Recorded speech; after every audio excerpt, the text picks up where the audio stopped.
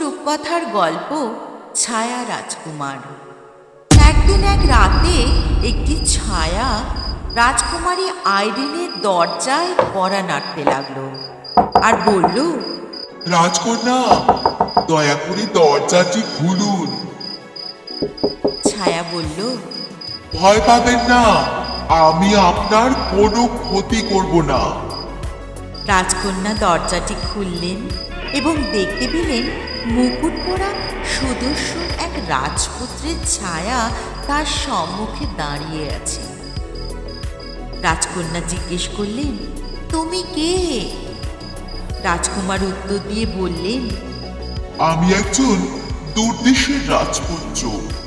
আমি আপনাকে বাগানে ভ্রমণ করতে দেখেছিলাম, তখনই আমি আপনার প্রেমে পড়ে যাই।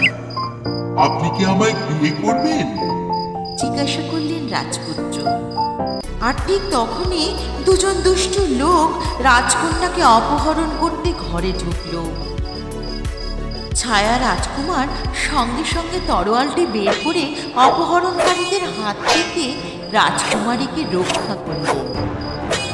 তখন রাজকন্যা রাজপুত্রের প্রেমে পড়ে গেলেন। তিনি ছায়া রাজপুত্রকে চুম্বন করলেন।